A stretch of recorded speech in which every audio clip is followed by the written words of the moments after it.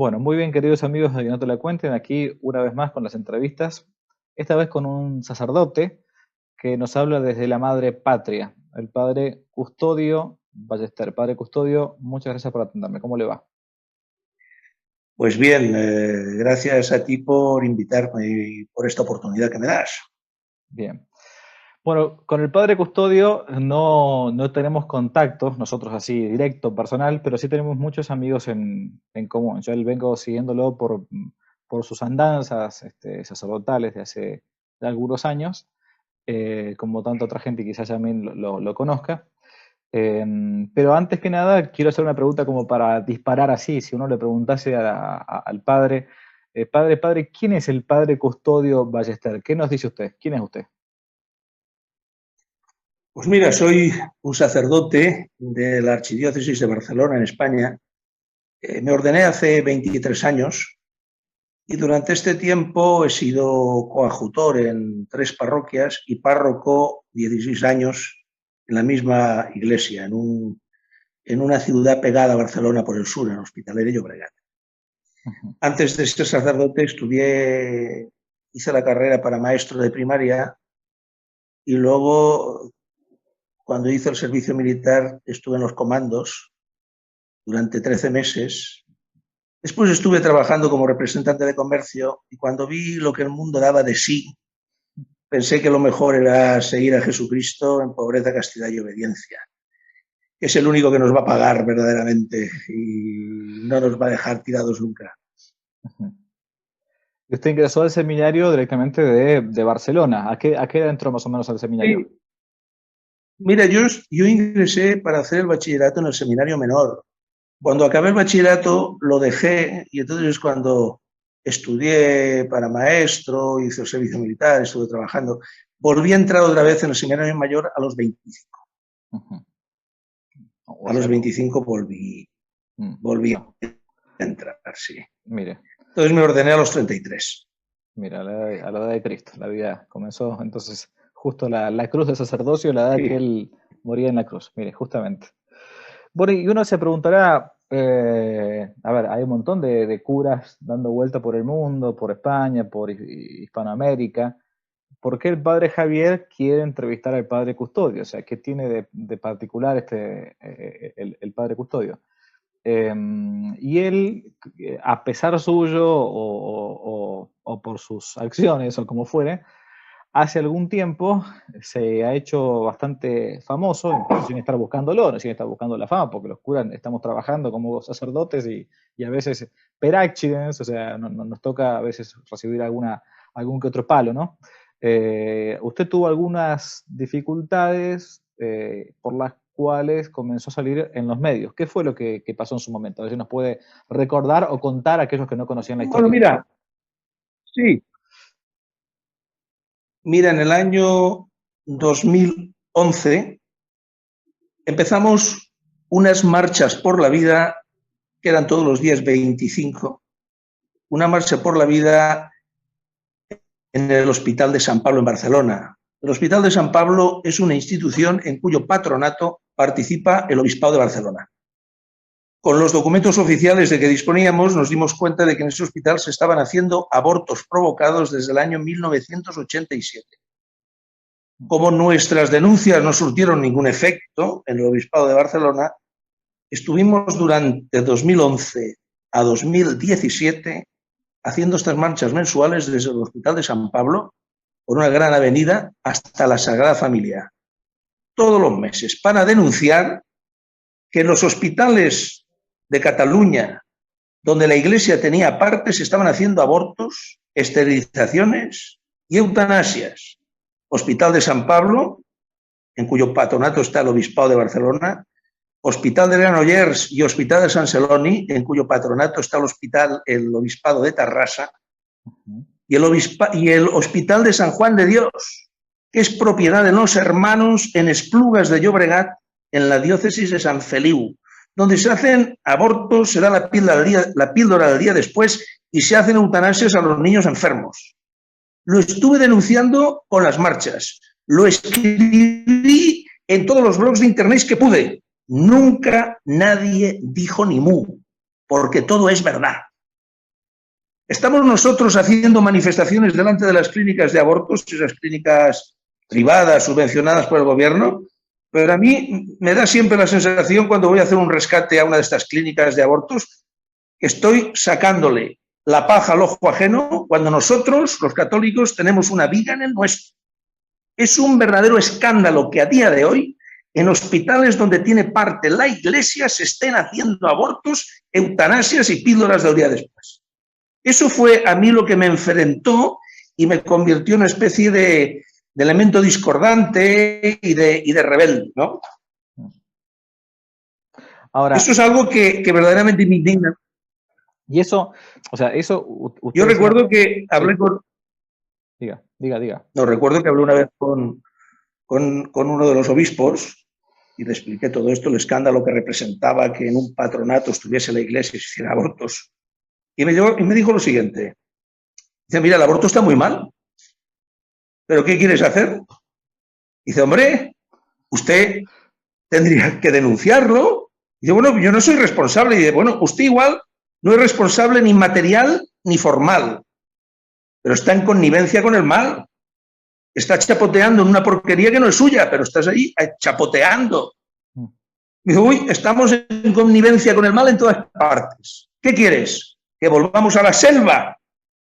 Y yo le dije, mire, en la selva se está muy incómodo, pero en la selva estaríamos libres, no como ahora. Yo en todo esto percibo como una especie de fatalismo en el episcopado. El aborto está muy mal, pero el precio que pagamos por vivir en la sociedad del bienestar es que haya aborto, eutanasia, homosexualidad. Está mal, pero ¿qué vas a hacer? Sí, es un tema... Entre fatalismo y cobardía. Sí, y no solamente, usted decía, no solamente que uno dice, se den este tipo de cosas en hospitales públicos o es decir, del Estado, hoy por hoy prácticamente comunista como hay en España, o privados, de tipos capitalistas, bueno, que dependen clínicas de Planned Parenthood, entonces hay que lucran con esto, son sicarios, bueno, perfecto, pero lo peor de todo es que tengamos supuestamente hospitales que estén bajo el patronazgo, la custodia de la Iglesia Católica y se estén haciendo las mismas barbaridades que se están haciendo en lugares paganos o anticristianos directamente. Este es el escándalo teológico más grande, ¿no? Muchos daban la excusa de que, claro, como estos hospitales reciben fondos estatales, no tienen más remedio que hacer eso. Y yo les dije lo siguiente, nadie está obligado a hacer el mal si no quiere. Otra cosa es que haya que pagar el precio correspondiente por hacer lo que debes. Claro. Pero tú no estás obligado a hacer el mal si no quieres. Ahí comenzaron entonces los líos, ¿no? Comenzaron los problemas. Pero ahí no terminaron los problemas. Sí, los problemas. Claro, era muy incómodo para ellos, que habían estado tantos años tan ricamente gozando de prestigio social, de posicionamiento, podríamos decir, jerárquico, de codearse con las autoridades. Ahí empezó todo, ¿no? Empezaron ya a amenazarme veladamente. Pero bueno, también hay que decir que, aunque el obispo no estaba de acuerdo en la manera como lo hacía, siempre respetó mi conciencia. Eso sí que tengo que decirlo. El obispo siempre respetó mi conciencia. Él me dijo que no estaba de acuerdo con lo que estaba haciendo, pero nunca me puso entre la espada y la pared, nunca.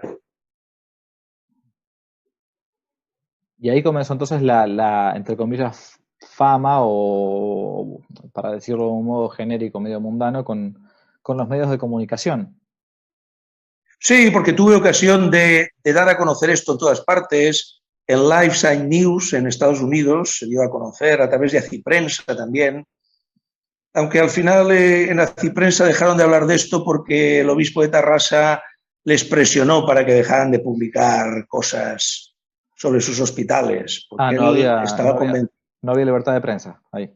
Ahí no convenía. No, habló con el director y el director, claro, le llamó el obispo, pues el obispo le convenció de que estaba haciendo todo lo posible.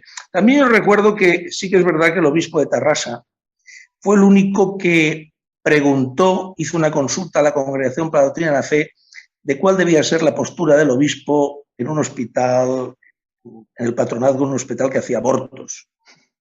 Y entonces me llamó poderosamente la atención cómo la respuesta de la Congregación para la Doctrina de la Fe, presidida por Monseñor Ladaria, fue algo así. Te puedes quedar o te puedes ir. Si te quedas, tienes que justificar por qué te quedas. Si te vas, tienes que decir por qué. Por tanto, puedes irte o puedes quedarte. Es decir, el resumen es, haz lo que quieras, pero justifícalo bien. Claro. Este es el nivel de doctrina moral que hay en estos lugares. Esta postura suya, padre, no quedó, creo, solamente con el caso del aborto. También yo recuerdo en algún momento también una trifulca por haber sacado en una procesión, ¿no? A los que hoy podemos llamar aquí los legionarios, o que salen con el Cristo el crucifijo, sí, grande, muy hermoso que tienen, y que también ahí hubo un problema grande, ¿no? Sí, piensa que era la hermandad de veteranos de la Legión Española, de gente que había servido en este cuerpo del Ejército Español, que tiene la tradición de procesionar con el Cristo al hombro y cantar una canción que le llaman El novio de la muerte, ¿no? Es decir, ese sentido de que en Cristo la muerte tiene un sentido. Ellos dicen aquello de que solo se muere una vez y morir no es tan terrible como parece. Lo más horrible es vivir siendo un cobarde. En Jesucristo ven al hombre valiente que da la vida libremente, ¿no? Entonces, estos legionarios habían sido expulsados de varias ciudades donde no los querían para procesionar en Semana Santa. Entonces yo los invité a que vinieran a mi parroquia. En España, las procesiones son competencia de los ayuntamientos, de los alcaldes. Pero los alcaldes en España son unos caciques, como en todas partes. Como son gente que en su casa no hace la ONU un canuto, en el ayuntamiento son alguien. Entonces, como yo los conozco y sé que son caciques y que te prohíben la procesión el día antes para que no puedas recurrir a nadie, entonces convocamos manifestación por la libertad religiosa, con una pancarta delante, libres para mostrar nuestra fe. Y se la tuvieron que comer con patatas 3 años seguidos. En ese momento en que había ese movimiento de independentismo en Cataluña contra España. Entonces, a la alcaldesa de Hospitalet eso le sentó como un tiro. O sea que estuvo llamando no se presentó, a ver si entiendo, no se presentó como una procesión técnicamente, sino como una manifestación por la libertad religiosa en la cual después además se llevaba el Cristo. Buenísimo, espectacular. Claro, porque una manifestación no es competencia del ayuntamiento, sino que es un derecho constitucional que depende de la Dirección General de Seguridad. No puede, solo un juez puede prohibirla. Espectacular. Entonces se sintió humillada la alcaldesa y estuvo durante 3 años llamando al señor obispo para que me removiera de la parroquia. Fui declarado 2 veces en 2 plenos del ayuntamiento persona non grata en Hospitalet de Llobregat. ¡Qué orgullo! Claro, al final tanto llamó, que claro, el obispo, pues ya sabes, ¿no? La alcaldesa de Hospitalet solo puede ser una, en cambio los curas pues somos intercambiables, ¿no?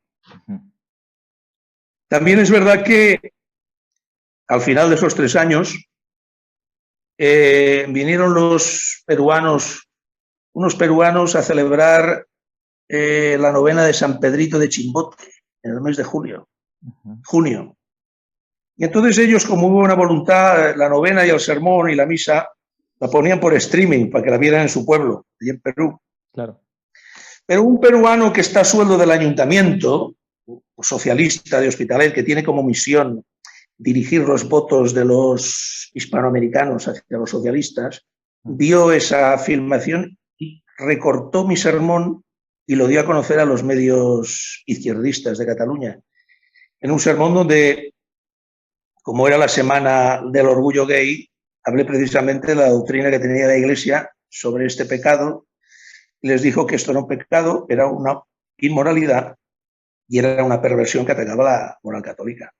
Por tanto, tuve que darles un criterio para que juzgasen la situación. Claro, esto lo grabaron, estaba grabado ya, y este peruano del ayuntamiento lo puso en todos los blogs izquierdistas y salió en la televisión. Todas las televisiones de España sacaron mi sermón diciendo: ¿os pensáis que ser gay es guay? Y en España guay significa que es fenomenal. Claro. Y resulta que no. Resulta que es un pecado gravísimo y que todo el mundo de sus pecados debe arrepentirse para volver a la comunión de la Iglesia y recobrar la gracia que se pierde por el pecado. Y eso, claro, eso les puso a 100, me abrió un expediente el gobierno autonómico, un expediente para sancionarme que al final quedó en nada. Porque, claro, lo había dicho dentro de un sermón y haciendo una valoración moral, no política. Si ya en las valoraciones morales se tiene que meter el Estado, pues ya solo hace falta que la alcaldesa me escriba el sermón, me lo envíe por correo y yo encima tenga que imprimir la copia para leer el sermón de la alcaldesa en la misa del domingo. Claro, al final sería eso ya. O sea, que usted no solamente ha sido o viene siendo eclesialmente incorrecto, sino también políticamente incorrecto, las dos cosas. O sea, no saben bien que es como una especie de papa caliente el padre Custodio. Bueno, sí, fíjate que estuve 2 años de permiso de estudios. Estuve en mi pueblo, en un pueblo de Castellón, en Benicarló, y allí tuve ocasión de sustituir al párroco el día que hacían también en mi pueblo la Semana del Orgullo Gay, pagada por el ayuntamiento con los impuestos de todos. Otra vez. Entonces, en ese día hablé precisamente de eso, de que parecía mentira que en un pueblo de 20.000 habitantes no hubieran 15 personas honradas que hicieron una lista electoral para formar el ayuntamiento de Benicarló y no depender de los corruptos que nos gobernaban de Valencia o de Castellón. Parecía mentira que en un pueblo tan católico como era Benicarló hubiéramos renunciado a nuestra fe para que nos gobernaran los mayores sinvergüenzas y se dedicaran a hacer mixtificaciones y teatros homosexuales por todo el pueblo. Que si permitíamos eso no tenía ningún sentido sacar en Semana Santa al Cristo del Mar a procesionar porque significaba que no creíamos en nada. Bueno, eso le sentó como un tiro al párroco y el señor obispo de Tortosa, que me había prometido pues una parroquia para que yo pueda hacer algo, pues ya nunca más se supo. Porque ese sermón que además publiqué, porque lo escribí y lo publiqué, para que todo el mundo supiese lo que había dicho. Entonces también me he convertido en persona non grata, ya sabes, nadie es profeta en su tierra. Es así nomás, sí, es así. Menos mal que es un pueblo de mar y no había ningún acantilado para despeñar, es un pueblo muy plano, ¿sabes? Sí. Bueno, menos mal, la verdad, que porque si no hubiese pasado como aquello de Evangelio de San Lucas que quieren despeñar a Jesucristo, ¿no? Y pasa entre ellos, ¿no? Ahora, uno se pregunta, ¿no? Si un sacerdote, porque a ver, lo que el padre Custodio venía diciendo en sus sermones y todo, no es otra cosa que lo que dice el catecismo de la Iglesia Católica. O sea, no es que se levantó un día con el pie izquierdo y dijo, bueno, a ver qué barbaridad se me ocurre decir hoy, así escandalizamos a la gente y me llaman a los medios de comunicación y después tengo que dar cuenta al obispo. Esto es lo que está en el catecismo. O sea, si a un cura nos están impidiendo predicar lo que uno por un lado aprendió en el seminario y por otro lado es lo que creyeron nuestros papás, nuestros abuelos y todo, y entonces la cosa anda pésima, ¿no? El tema está en cómo fue la reacción incluso del resto porque uno dice, bueno, el mundo va a responder siempre igual, pero el resto del clero, ¿lo apoyó, no lo apoyó? ¿Qué pensaba sobre todo esto? ¿Le decían Custodio, más bien cállate un poco? Bueno, tú ya sabes. No, la mayoría del clero se calla, porque en el fondo saben qué es lo que hay que decir. Y puntualmente, recuerdo un sacerdote que me lo encontré casualmente y hablando del último sermón sobre la homosexualidad me dijo, mira, Sí, todos sabemos que tienes razón, pero cualquiera lo dice a la vista de lo que te han hecho, que me quitaron de la parroquia y me enviaron 2 años sabáticos. Claro. He aprovechado para estudiar y preparar una tesis doctoral, pero bueno. No, sí, sí, sí, sí. Entiendo. Me hubiera gustado hacer la tesis cuando era más joven, no ahora precisamente. Claro. Sí, a Y veces. luego también hubo otra cosa. Sí, diga. También hubo otra cosa que también ha seguido, que participé en un programa en Alerta Digital, que es un digital bastante conocido, ¿no? En el ambiente, podríamos decir, de la derecha patriótica en España. Y allí hablé sobre el islamismo, junto con el padre Jesús Calvo de León, un sacerdote ya más mayor. Y allí afirmé que el yihadismo y la inmigración descontrolada que traía yihadistas y islamistas violentos iba a arrasar Europa. Entonces me presentaron una denuncia a la Asociación de Musulmanes contra la Islamofobia y entonces estoy pendiente de un juicio por haberme metido con el Islam. El padre Jesús Calvo lo acusan de negar el holocausto, a mí de meterme con el Islam, y al director del digital lo acusan de tener a 2 curas deslenguados diciendo lo que nadie quiere oír. Entonces estamos pendientes de un juicio. Claro, porque no. Imagínate, y Sí. la fiscal pide la pena máxima, 3 años de cárcel y 3.000 euros de multa. Pena máxima. Mira. Lo van a acusar de falto de misericordia con los inmigrantes o de no No, entender. de islamofobia.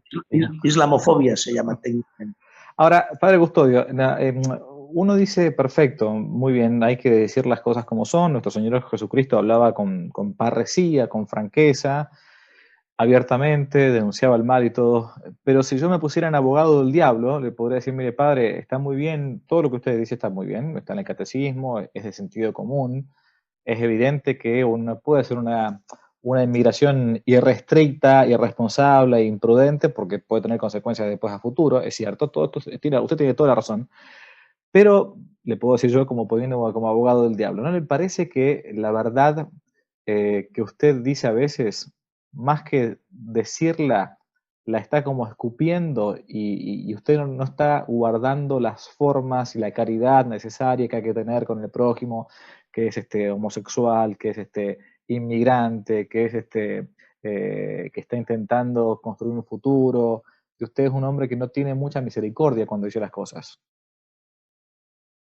¿Qué le responde? Hombre, yo soy un pobre cura pecador y las cosas siempre se pueden decir mejor, como es lógico, pero mira, el propio Jesucristo, cuando se enfrenta en el Evangelio de San Juan, en el Templo de Jerusalén, con todos los fariseos, verdaderamente no busca ni el consenso ni el diálogo, sino que los denuncia para llamarlos a la conversión y que escuchen su palabra y la guarden. Yo diría que es que el discurso de la Iglesia en general, que siempre hay muchísimas excepciones y hay muchos santos y muchos profetas, pero parece que el discurso general es un discurso de mínimo ético con acento en la acción social. Parece que hemos abandonado el terreno político, cultural, hemos renunciado al liderazgo cultural, teológico, pastoral. Y si renunciamos al liderazgo nosotros, hay otros que lo asumen.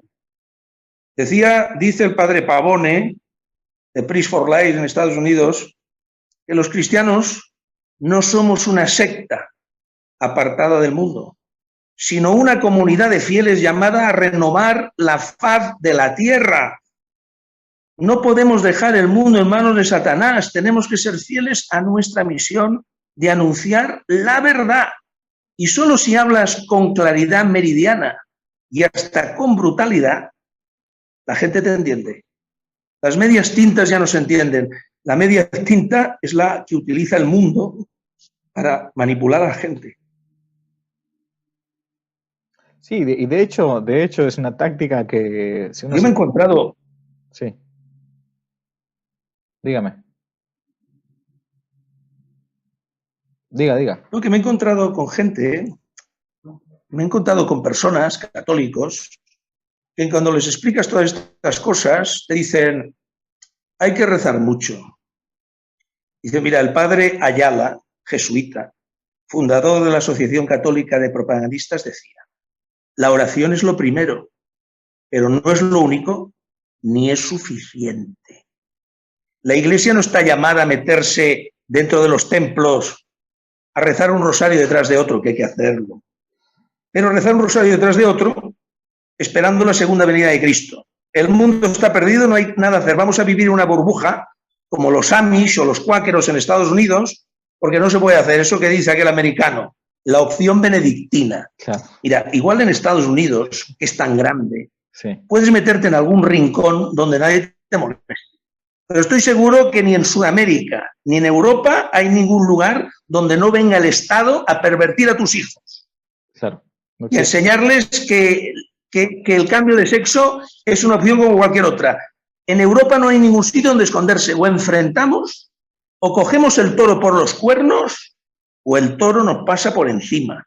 Porque este toro ya no se puede torear. Sí, aparte otra cosa, padre Custodio, que es que si uno dice, bueno, perfecto, veamos la prudencia de los actos se rige por los efectos, por los resultados. Uno a ver cómo, si una acción fue prudente o no, me doy cuenta muchas veces a posteriori, no a priori, ¿no? Bueno, la táctica que he venido usando en las últimas décadas, podría decir y varias décadas, la Iglesia, no dio resultado.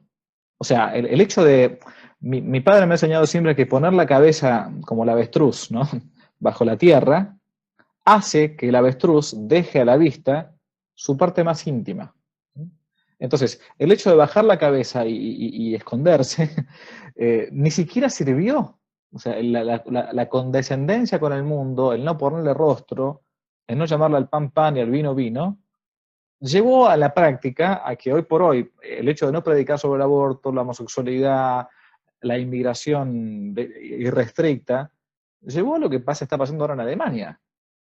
Están queriendo, entre comillas, casar a sodomitas. Este es el problema que tenemos al día de hoy. Y con una división gigantesca dentro de la iglesia, donde en una parroquia un cura te dice una cosa, otro cura te dice otra cosa.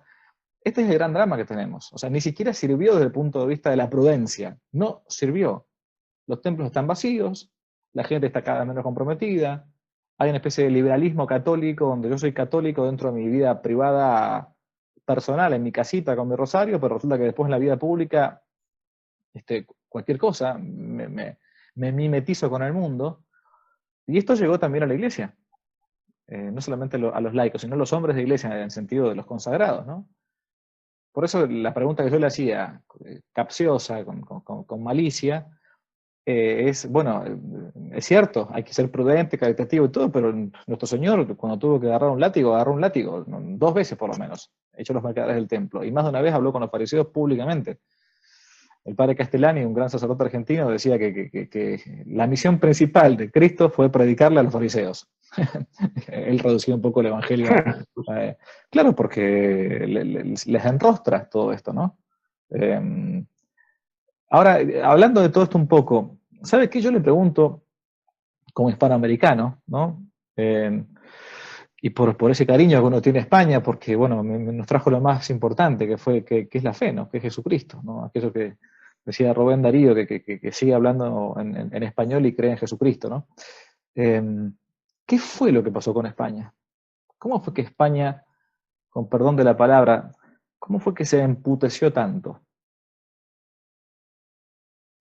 Porque los plutócratas que gobiernan el mundo saben que España es la primera ficha del dominó de toda Hispanoamérica y también de Europa. Pudrir España, pervertir España, destruir España es una prioridad. Si se cargan España, se cargan Hispanoamérica. Y realmente, aparentemente, claro, han estado 20 años destruyendo la moralidad y el criterio de la gente. Lo han hecho con mucho interés y con mucha perseverancia. Es decir, oye, en la televisión están 24 horas los enviados de Satanás diciendo todo lo contrario que dice el Evangelio. Y los curas, los que más predican 5 minutos al día. Entonces, aquí ha habido un interés terrible, sobre todo en destruir la familia, embrutecer a la mujer. Si se destruye la familia, a la mujer, ya no hay hijos, ya no hay transmisión de la fe, la sociedad se descristianiza, y si no hay un criterio moral que te da el Evangelio para juzgar las cosas, ese criterio te lo da el Estado. La Iglesia, el anuncio del Evangelio, la cristiandad, era el último obstáculo que quedaba para que el Estado dominase el alma de las personas. No se contentan con que pagues tus impuestos y no seas un delincuente. Quieren también tu alma. Quieren que pienses y actúes como ellos quieren. Quieren tu alma. Y eso en España ha tenido especial virulencia, porque si destruyen España, destruyen Iberoamérica. Tremendo, ¿no? Lo aprovecho que usted es más grande y es un cura mayor, tiene más años de cura que yo. Hay un movimiento en España, o algunos movimientos políticos, que están intentando hacer algo, ¿no? Es cierto que uno podría decir, bueno, no tienen todas las herramientas, o quizás no todos los integrantes de distintos movimientos políticos tienen los mismos principios católicos, pero, por ejemplo, me refiero en concreto a este partido Vox, ¿no? Vox. ¿Qué le parece a usted que estos movimientos, si están ayudando o no, o pueden ser asociados de la Iglesia Católica, asociados en el sentido de buenas compañías, buenos aliados, o cree que no es conveniente meterse en la política partidista porque está demasiado corrompida, porque hay que transar? ¿Qué opinión tiene usted sobre estos partidos políticos y en general sobre el meterse a trabajar en política? Bueno, mira, ahí tienes el PP, que se ha convertido en un partido tan corrupto y homosexualista como los socialistas. Surgió este movimiento Vox, este partido político, que tiene también muchos defectos, pero tal como está la situación, ha llegado un momento que es el único al que se puede votar. Porque con todos los defectos que pueda tener, hay al menos un listón hacia el que ir, ¿no? Al menos estar dispuestos a acabar con el adoctrinamiento pansexualista en los colegios, desde los párvulos, pues ya es algo que merece nuestra confianza. Se han comprometido a frenar el adoctrinamiento pansexualista en los colegios, y esto solo lo ha hecho un partido político. Claro que si alguien me pregunta, yo lo tengo que decir, ¿no? No podemos votar a la izquierda radical, ni a los socialistas, ni mucho menos al PP. Y si Vox desde su posición puede presionar, porque necesitan sus votos para que el adoctrinamiento sea menor, pues hay que aprovecharlo. Es decir, la Iglesia tiene que aconsejar y tiene que discernir lo que se aproxima más a sus principios. Claro, correcto. No, y también tiene que señalar las perversiones de las doctrinas de los partidos, claro. Sí, eso no significa que, o sea, porque siempre te quieren correr con la vaina, que la Iglesia se está metiendo en política. Es que necesariamente la Iglesia, cuando da principios morales, naturalmente se está metiendo de algún modo en la política, menos en los principios, o sea, no puede estar exenta. Entonces te corren con ese discurso de decir, no te puedes meter en política. Primero, ¿por qué no? ¿Dónde está eso escrito? ¿No? ¿Dónde está? La política es parte de la moral también, es la gran moral, como la llamaba Aristóteles. Uno tiene que iluminar, como sacerdote, como teólogo, con los principios cristianos, todo el ámbito humano, ¿no? Pero te quieren como dejar de lado. Y sabes que, como dice el catecismo, la fe que profesamos en el credo, la celebramos en los sacramentos y la hemos de vivir de una determinada manera. Eso es la moral, la fidelidad a los mandamientos de Dios y a las obras de misericordia. Y una de las obras de misericordia es corregir al que se equivoca y enseñar al que no sabe. Porque parece que hoy en día las obras de misericordia no son las corporales y no solo de pan viva el hombre. El ser humano tiene un alma inmortal y tiene derecho a que alguien le anuncie la verdad, aunque sea dura y aunque sea incómoda. Lo voy llevando más hacia el final, padre. Usted me contó que su vida, digamos, pública, con todos estos problemas que le trajo sin buscarlo, fue a partir de adherirse o empezar de algún modo a militar en los movimientos llamados pro vida, ¿no? Pro vida. Sí. Yo siempre he estado, como todo buena persona, incluso ateo, cristiano, a favor de la vida humana, o sea, sobre todo la vida humana inocente. Si uno es inocente, listo. Pero algunos movimientos pro vida dicen no hay que presentarnos como católicos o no hay que presentarse directamente en contra del aborto, sino más bien en pro de algo y no en contra de nada. Y algunos más todavía terminan como en algunas cosas claudicando o transando, diciendo, bueno, transamos hasta, para que no impongan el aborto de modo completo, transamos hasta la X semana, ¿no? No sé si eso también existe en España, si se da esta división misma que hay en los movimientos llamados pro vida, y qué solución le parece a usted que hay que tener, ¿no? Bueno, más bien yo diría que la división del movimiento pro vida en España es la de aquellos que quieren prevenir el aborto con presión pública, social, cultural, mediática, y aquellos que quieren sanar las consecuencias del aborto en aquellas mujeres que han abortado. Esa es una división que de la que no se tiene muy en cuenta y hay mucho de qué hablar, porque si ciertamente el aborto es un crimen abominable, yo lo que no estoy de acuerdo es que después de abortar digan que la mujer es la otra víctima del aborto. Mira, aquí hay un muerto y aquí hay alguien que ha decidido matar. Luego estarán los atenuantes morales de la conducta, luego está la misericordia de Dios, pero esa teoría que hay ahora en España de que la mujer también es víctima, mira, la mujer es una pobre pecadora y debe buscar en la misericordia de Dios la sanación. Pero que no me digan que es otra víctima, porque yo de víctima solo veo una. Y después piensa, también está en una experiencia que yo tuve, que cuando unos activistas pro vida iban a una clínica abortista, la de doctor Morín, y rebuscaban en las bolsas de basura que dejaban en la calle. Encontraron papeles, documentos que luego sirvieron para encausar a este asesino. Pero en una ocasión me enseñaron allí, trajeron a la parroquia el cubo de basura y me enseñaron una llaga, una gasa llena de sangre, con una mano del tamaño de la uña del dedo pulgar, contada al nivel de la muñeca. Yo cuando vi esa mano pensé, mira, una mano que hubiera podido curar, que hubiera podido ayudar, que hubiera podido bendecir, que hubiera podido salvar. Después de ver esa mano cortada, yo me hice el firme propósito de hablar del aborto a tiempo y a destiempo, cuando me diera la gana. Porque, mira, cuando el obispo habla del aborto, habla del aborto. Yo cuando hablo del aborto veo siempre esa mano. Y por esa mano estoy dispuesto a jugármelo todo. Yo ya lo he perdido todo prácticamente, menos mi condición sacerdotal.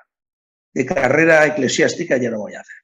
Pues como ya tengo tantos pecados, al menos no voy a tener el de no decir lo que debo decir. Por último, así lo dejo en libertad condicional. ¿A qué le tiene miedo el padre Custodio? ¿A qué le tengo miedo? Sí. Bueno, pues le tengo miedo, supongo que es lo mismo que tú y cualquier buen católico, ¿no? A la condenación eterna, eso es a lo que tengo miedo. A que mi vida sea una inutilidad porque he sido infiel a la misión que el Señor me ha confiado, que es anunciar la verdad y denunciar el error.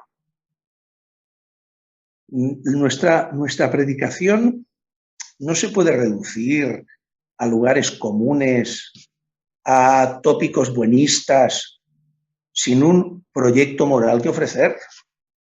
La vida del cristiano es, como dice San Pablo, transformarse a imagen de Cristo, justicia y santidad verdaderas. Y eso se consigue predicando la palabra, abrazándola y aceptando la gracia que nos viene a través de ella y en los sacramentos.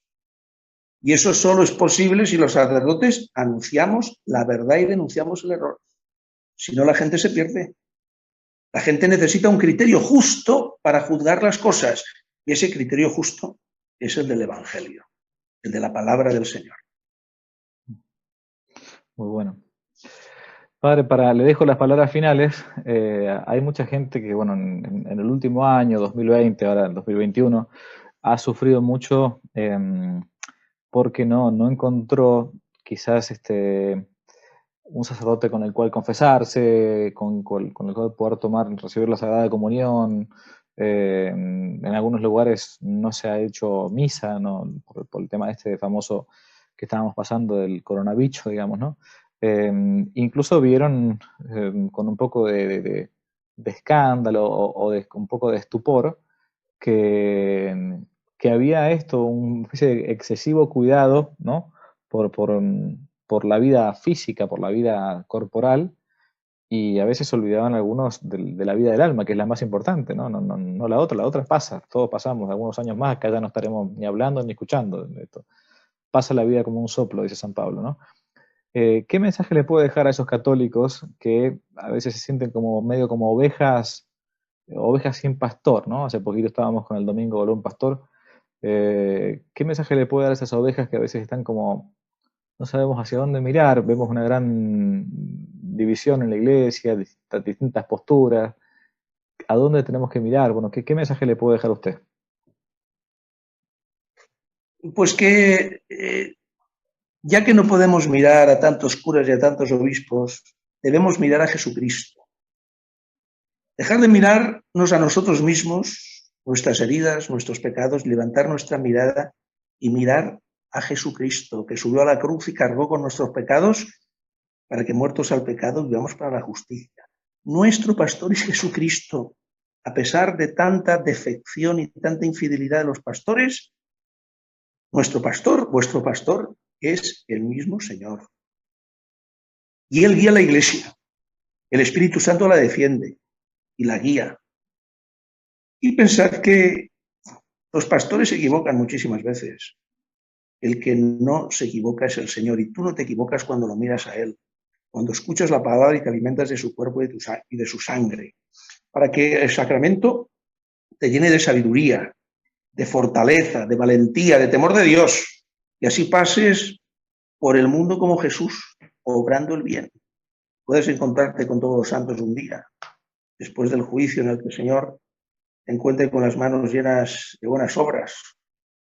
Por tanto, acuérdate también de lo que dijo el Papa Pablo VI una vez. Dijo, llegarán días en que cada cual tendrá que confirmarse en su propia fe.